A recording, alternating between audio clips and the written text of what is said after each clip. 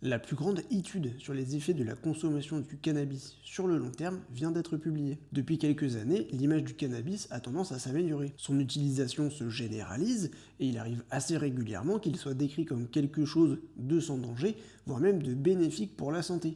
Mais qu'en disent la science et la recherche? De nombreuses études avaient déjà été réalisées par le passé, mais seulement sur des petits groupes de personnes ou sur des animaux, donc rien qui permettrait de conclure le débat. Cette nouvelle étude utilise les données d'un gigantesque projet scientifique, The Human Connectome Project, qui a pour but de cartographier notre cerveau, mais c'est un autre sujet. Pour ce projet, ils ont mis un petit peu plus de 1000 personnes dans une IRM, alors les uns après les autres, pas tous d'un coup, sinon ils auraient été un petit peu serrés. Et ils leur ont fait réaliser plusieurs tâches pour voir quelle partie de leur cerveau s'activait quand ils parlent, quand ils voient un visage triste ou quand ils bougent par exemple. Ils ont posé plein de questions à ces personnes pour pouvoir les classer par groupe, dont leur consommation de cannabis. Cela a permis aux auteurs de l'étude de comparer le fonctionnement des cerveaux des gros consommateurs, des petits consommateurs et de ceux qui n'en ont jamais consommé. Et leur résultat principal est qu'être ou qu'avoir été un gros consommateur réduit l'activité cérébrale lors de l'utilisation de la mémoire de travail. Cela prouve que la consommation modifie le cerveau sur le long terme et même à l'âge adulte, et qu'elle n'est donc malheureusement pas sans danger. Et abonnez-vous!